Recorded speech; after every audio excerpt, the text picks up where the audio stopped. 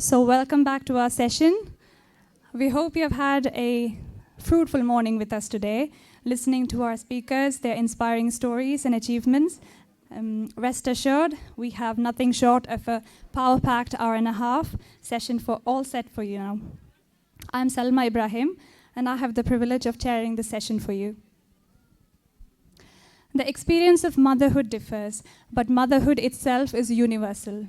What this means is that while individual experiences vary, we all come from different cultures, different countries, different traditions. We all battle anxieties and are united by our dreams for our children. Being a mother probably is one of the most rewarding, traumatic, and yet enlivening experiences of our lives. And our Women's Conference would be incomplete without a discussion on this topic. The topic, therefore, for this panel is Raising the Future Generation. We have for you an impressive lineup of speakers who will be speaking on their specific topics, but all in line with the general theme of raising the future generation.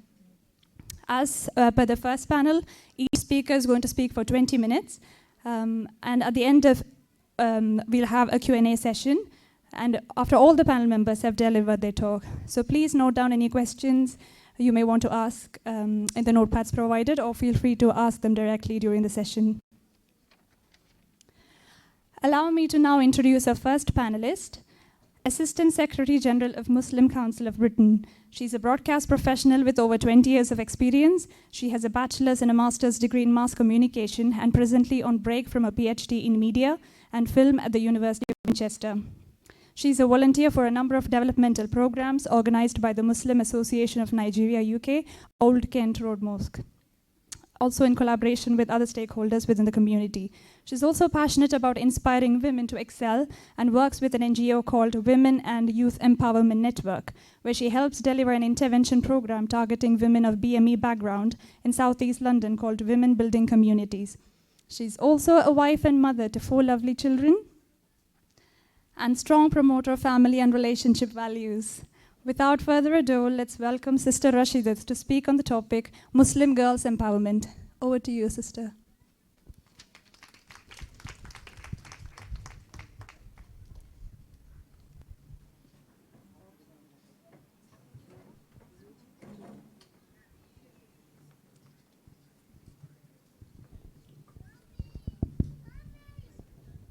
A'udhu billahi minash shaitanir rajim. Bismillahir rahmanir rahim. Assalamu alaikum wa rahmatullahi wa barakatuh.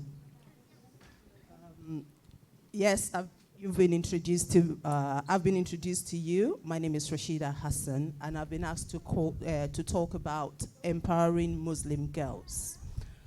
I've added a bit of addendum to that, so I've changed it to empowering Muslim girls, keeping the balance. Now, I thought that was something very important to add to this discussion because when we're talking about empowering girls, empowering women, in everything we do as Muslims, what is important for us is to keep a balance. It's for us to not overdo anything and not to, either to the right or to the wrong. So we need to maintain a balance. So that's why I've changed the topic to empowering Muslim girls, keeping the balance. Now, is it on? Anyway, I can go on. Now, to start this topic, I want to talk about the female that have inspired me. Because when we're talking about girls, we are also talking about every single one of us in this room, because we were once girls.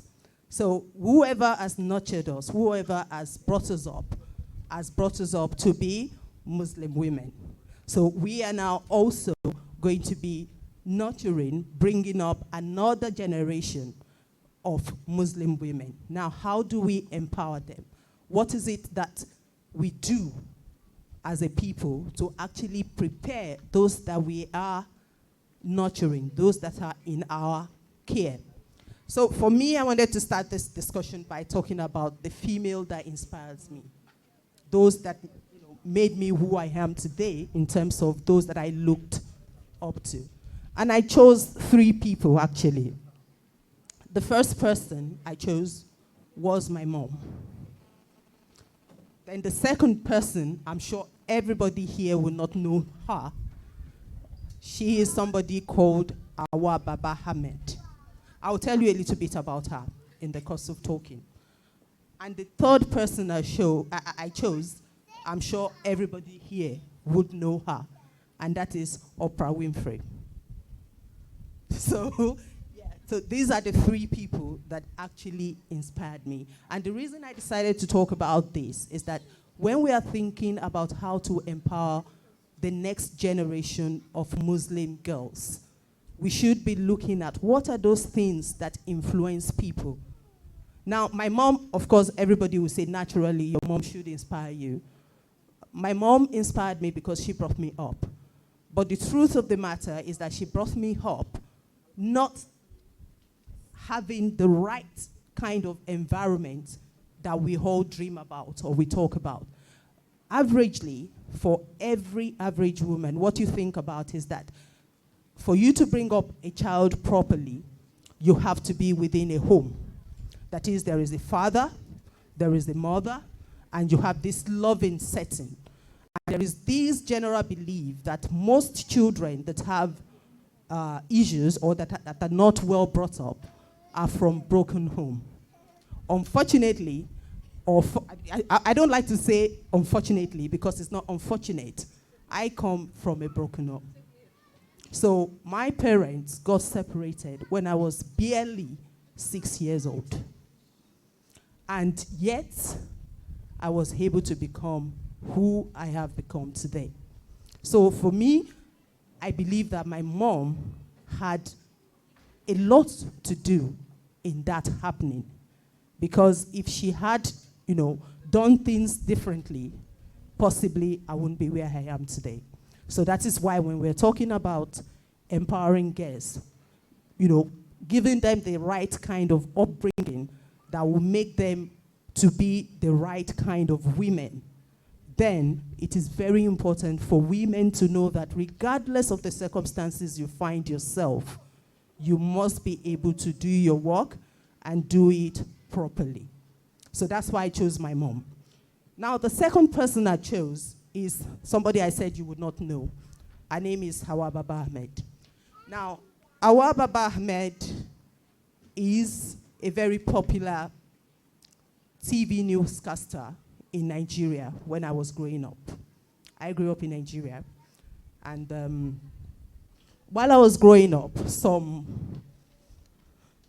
I would say 30 years ago, when I was about 10 years old, my dad is someone who loved to watch the news. Once he comes back from work at night, he gets into the house, he switch on the TV. Now, the newscast for the day is always at 9 p.m. So my dad will always come home at around 8:30 so that he can listen to the 9 o'clock news. So the moment he gets into the house, he says he will sit on his chair, switch on the TV, and then he will go, Rashida, come and scratch my back. So I'm there, sitting at the armchair, scratching his back, and he's watching the news. And at that point in time, there used to be this woman, Awa Baba Ahmed. She used to be a newscaster. And one thing I noticed every time I was helping my dad scratch his back and we're watching news is that the only time I find someone who is in front of the camera and casting the news at that point in Nigeria, and that person has on an hijab, was when Awa Baba Ahmed would cast the news. At that point, I wasn't using the hijab. My dad was not particular about whether you wear the hijab or not. All he's interested in is that you should pray 5 times a day, and that's okay for him. Doesn't care what you do and all that. And as a child growing up, I used to wonder why this woman would come. Every other person I see, they have their braids on, they have their headgear, they have all this flamboyant dressing and everything. And I used to look up to them. I just love the way they talk, they cast the news, the addictions and everything. And every time she also comes on, she does exactly what every other person is doing. I'm inspired by her. I like her dictions. I like everything. But she has on this head cover. And then I used to wonder, I used to ask my dad, I would say, but why is she covering her head? Then my dad would say, because she's a Muslim. Then in my head, I'll be wondering, I'm also a Muslim. I don't cover my head. So why must she cover her head? Then at some point, it got to the stage that I had a very serious discussion with my dad one day.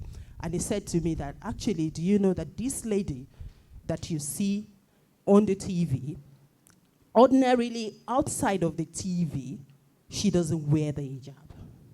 But because in the Nigerian community, the Nigerian society, there is this issue of reflecting what the whole society is composed of, she comes to represent the Muslim community. And that's why she puts on the hijab. And every time she's casting the news, so that at least as a Muslim, you have some sense of identification that, okay, Muslims also can do this.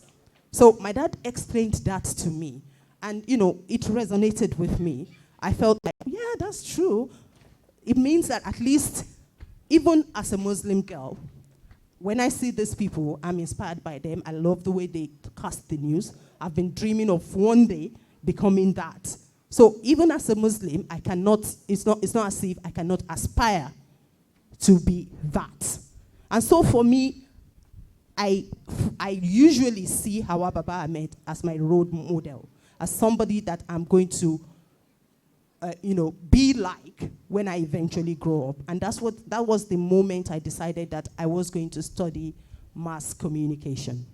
And alhamdulillah, I have a first and a second degree in mass communication. So you can see how some things that we normally would see as not so significant would have a lot of impact. Now, I'm talking about something 30, 35 years ago, this that I'm making reference to. And at that point, in a country like Nigeria, there was no internet where you're going to be seen or whatnot.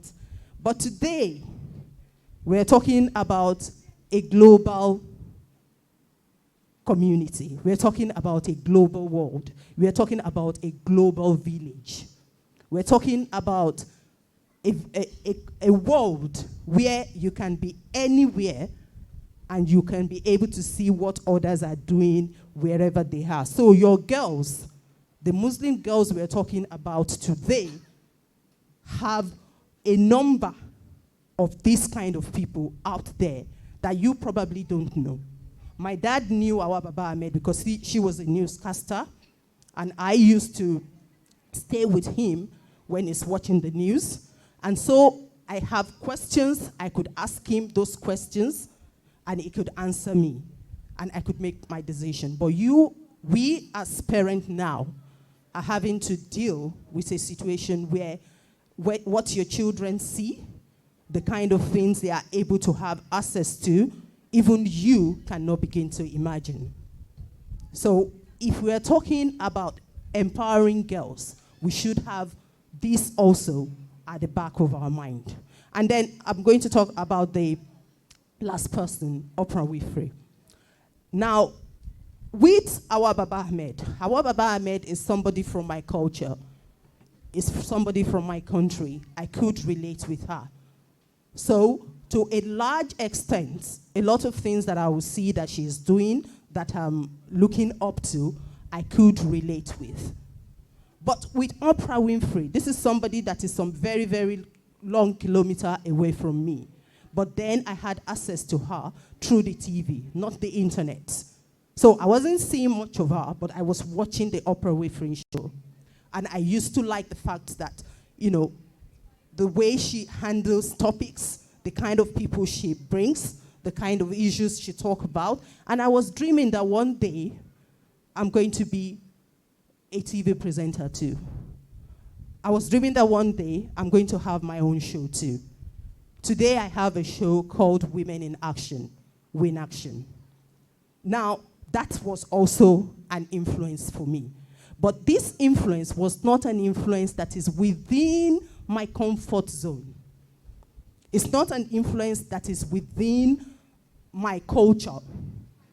So it's an influence that is totally outside of my culture. And that is what the children, the girls, we are hoping to bring up, to empower for the next generation, are also having to look at. Like I said, today we have the internet. We have the world that is very close, where you can't even distinguish the difference in culture. People are adopting cultures, easily, even without anybody teaching them. People go, I've seen a lot of time at home, I've seen my girls trying to mime songs. I've seen them trying to talk in a particular way because they know that this is the way, they feel, oh, this person is very cool. And I want to be what? I want to be cool too. And there is no way we can, say, no, you can't do that, you're not able to do that. In fact, we shouldn't. What we should do is to play our role to make sure that our girls are empowered enough to take the best out of everything that is open to them. So that's why I chose to talk about these 3 people. And they had an impact on me. They made me who I am today. So those things that will make our girls empowered are things that we do ourselves, things that are done within the communities that we have, and things that are even done outside of the communities that we have. And as parents, as women, as whatever role it is that we're playing in the life of a child, it is important for us to be able to identify these things and be able to deal with them. Now, I'll go on to the next slide. Sorry, I'm a bit blind, so I have to. Yeah. Now, the next thing I want to talk about is, who is a girl? And of course, I've slashed that with women because, like I said, it is the girls of today that grows up to be the women of tomorrow. So when we're talking about girls, we are also talking about women eventually. So who is a girl? And for me, I define, or I try to identify a female or a girl or a woman by a number of things. The first thing is by nature. So when we're talking about nature, we're talking about the biological makeup of a person as well as their physical feature. So when we ordinarily, except now in today's world where we talk about the in-betweens and, people identifying with whatever it is that they feel they are comfortable to identify with. But the truth is that usually, if you see a person straight out by their nature, okay, biologically, because of their kind of makeup, a girl would, at some point, have hormones that will let them menstruate. Possibly, of course, I've not heard of a man menstruating, have I? If anybody have done, if you've heard about that here, well, I don't know, but I've not heard about that. So by nature, you know who a girl is, and you know who a woman is. Then by physical appearance, of course, we all know what makes us who we are, yeah, and the things we have. Then there is also the issue of nurturing, and that's where I'm going to talk a little bit. Because when we talk about people, 2 things basically make you, aside from all those other things that we can also talk about. It is the nature and the nurture.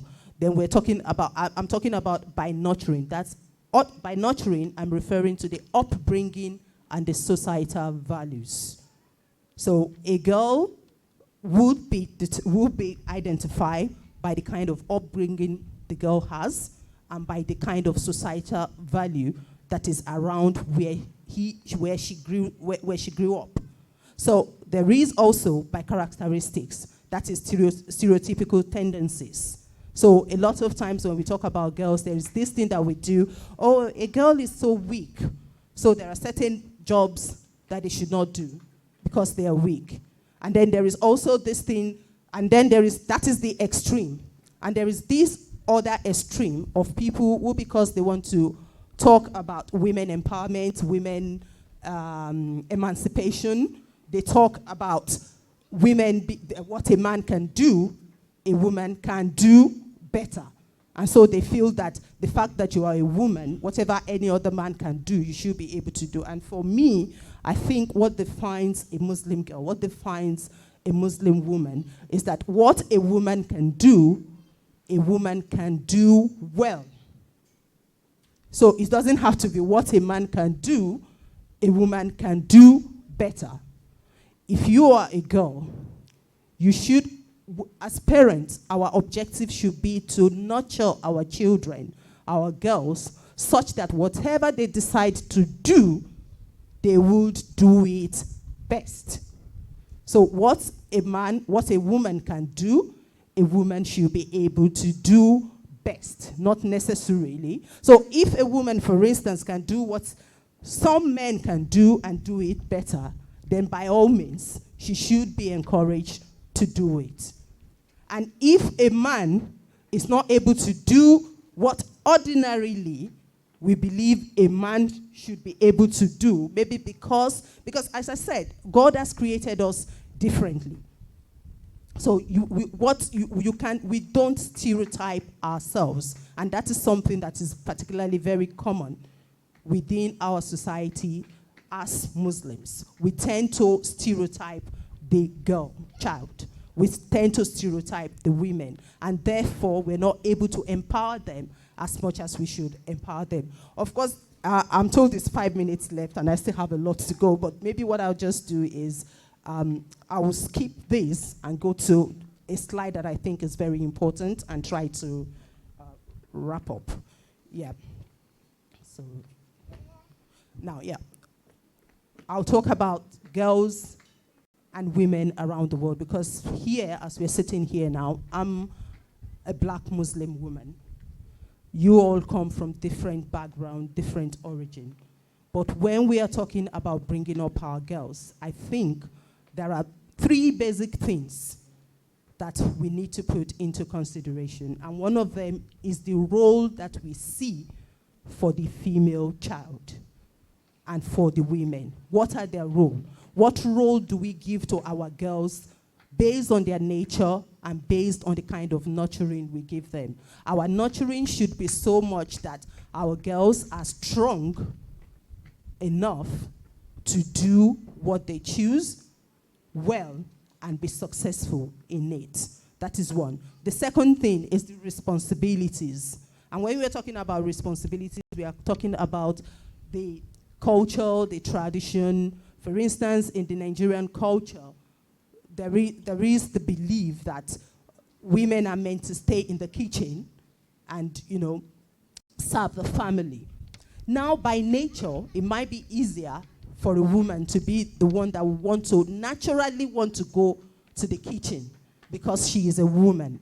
But that should not restrict the woman to just the kitchen.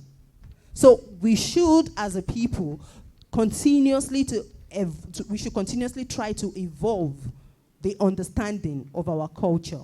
We should not undermine the talents that Allah has given to our children with our culture and tradition in the name of religion. And we tend to do that a lot.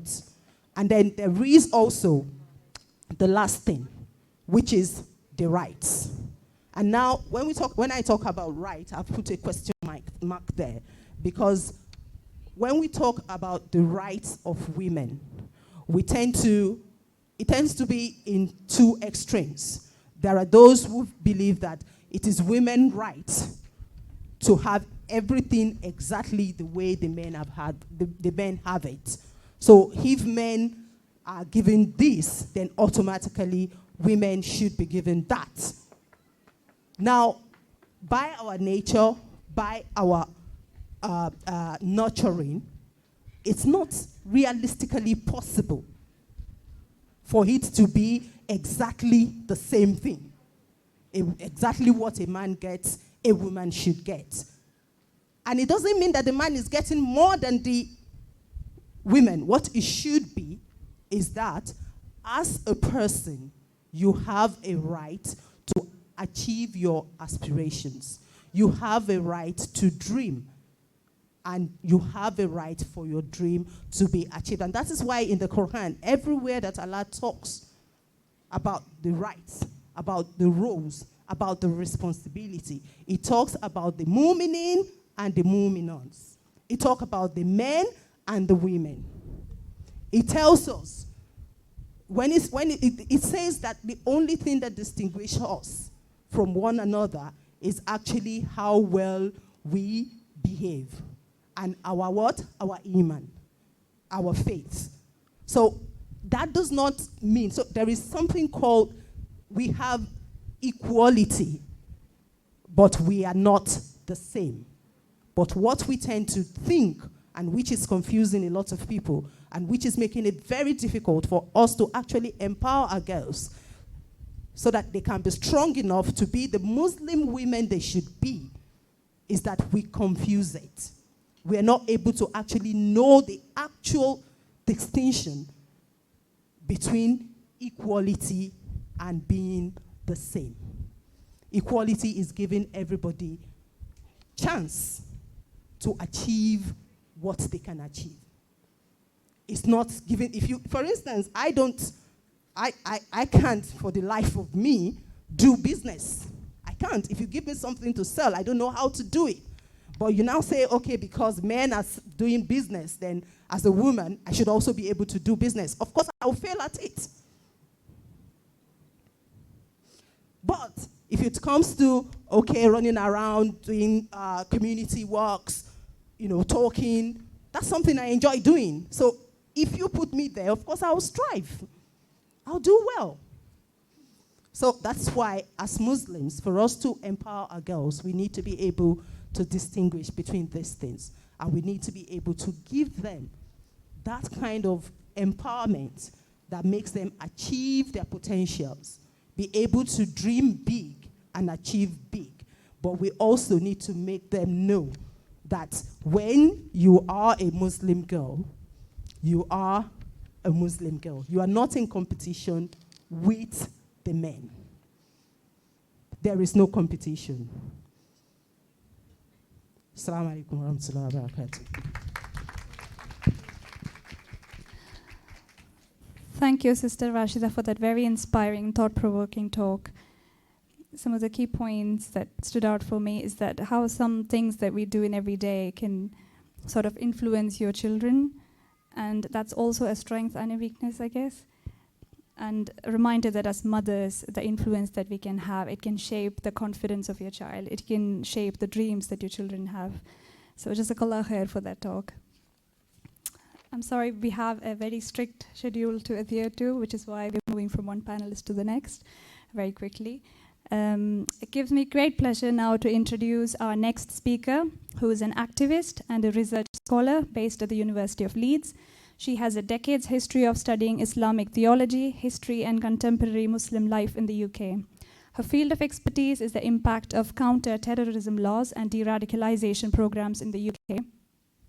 She'll speak on how the government's prevent strategy is run in schools and is used to surveillance Muslim children, and what can be done in this regard in educating ourselves, and how we can create awareness of it in the community.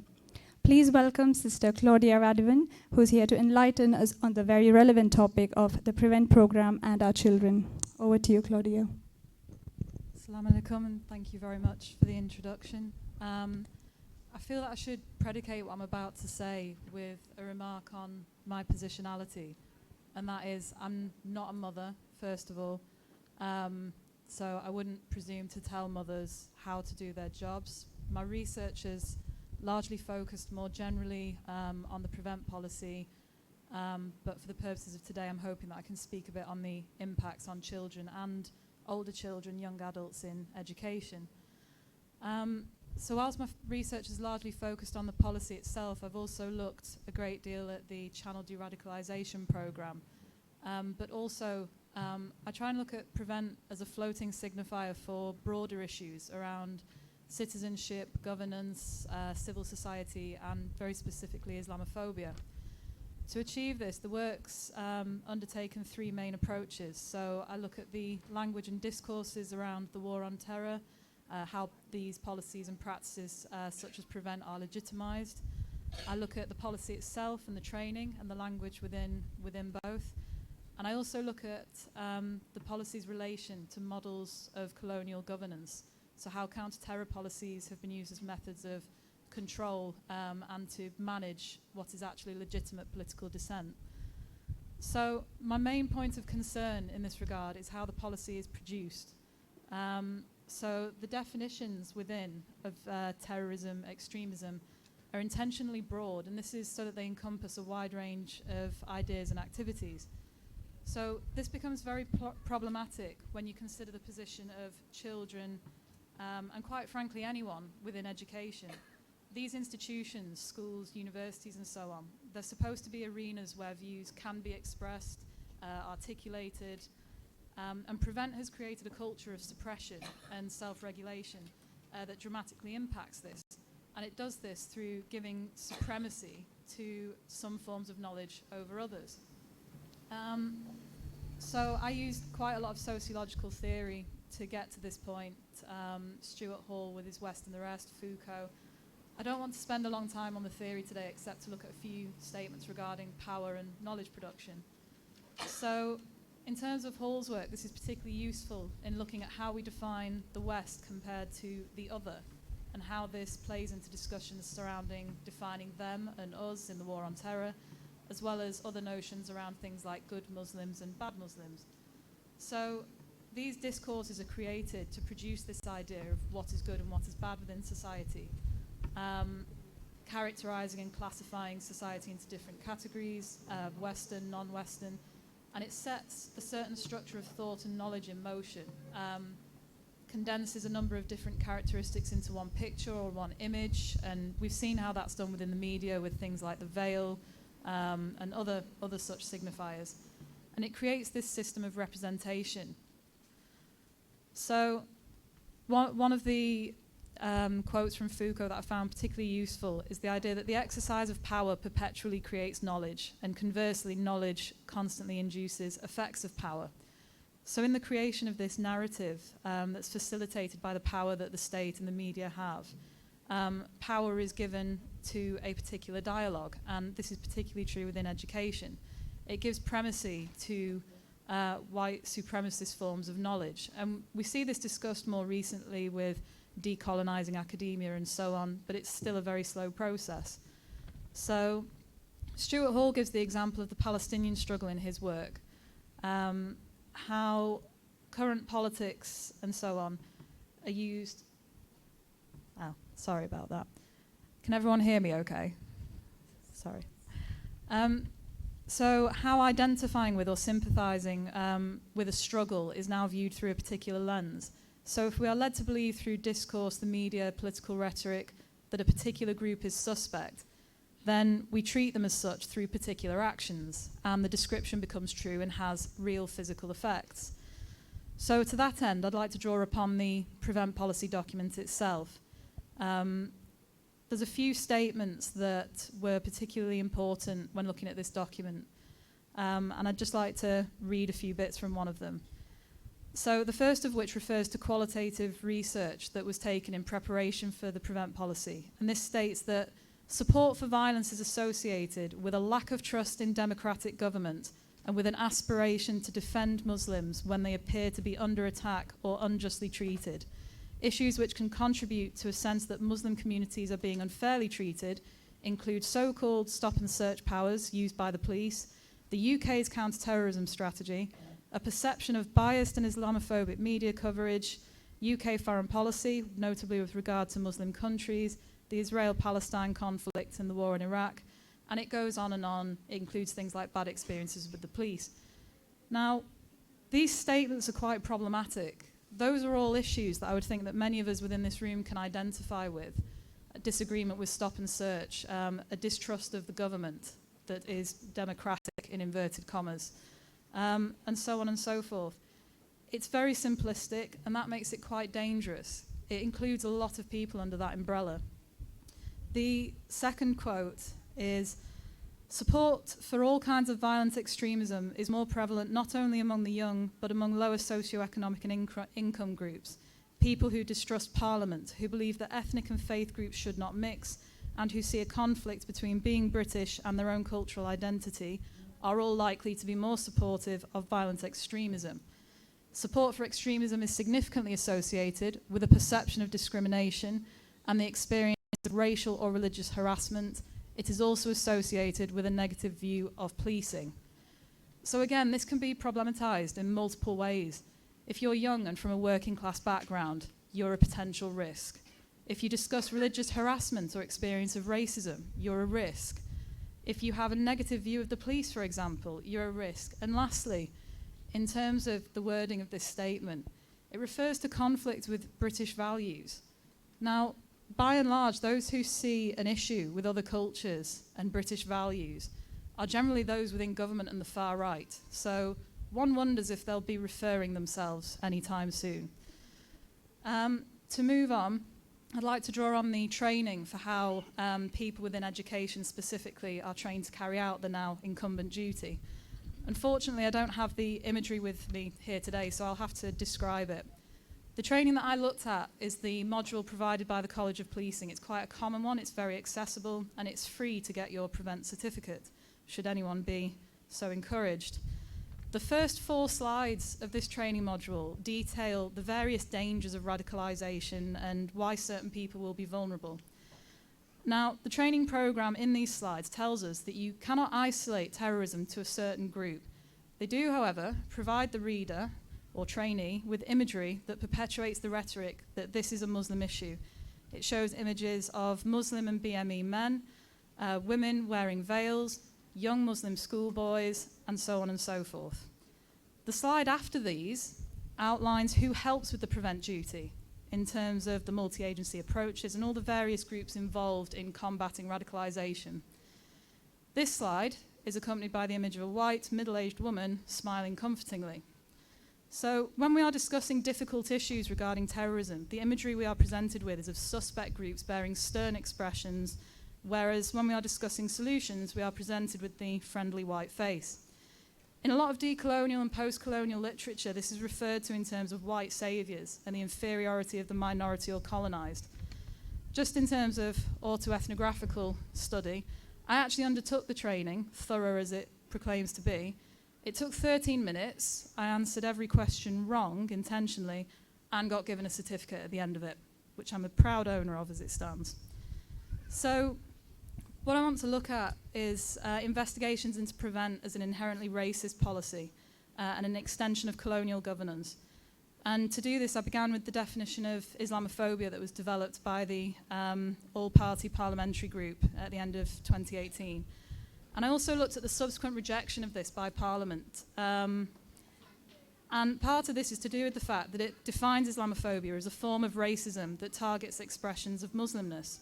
And this is because, I would argue that the rejection of this is because anything defined as racism is governed by the Race Relations Act, and people are protected under that act. So the rejection of this definition has been chosen on the grounds of free speech, that targeting expressions of Muslimness impinges on that right. Further to this, the National Police Chiefs Council refusal of the definition, with their director stating it could cause confusion and hamper investigations into terrorism. So the fact that terrorism was brought into discussions on defining Islamophobia speaks volumes about how Muslims and Muslimness is identified as a threat in the UK. So you cannot speak about anti-Muslim prejudice without bringing up the risk of impinging on terrorism investigations. So the definition itself is crucial because it encompasses and acknowledges the experience of many Muslims in the UK, in stark contrast to the Prevent policy and the wording of it, which actively suppresses those genuine experiences and is worded to discourage people from coming forwards about experiences of racial or religious harassment. And it's important that young and even older people within education are able to have those experiences accepted. Having their experiences denied and their active participation in education suppressed is horrendous. A child's time in school and even further education is crucial and actively forms them into the adults that they become. So for that experience to be marred by having to self-regulate what they say, how they dress, or openly adhere to their faith is quite brutal, really. So this brings me on to prevent's use in practice and how this reflects previous forms of colonial governance. And I did this largely using post-colonial scholarship such as Fanon, Nandi Mandani, etc.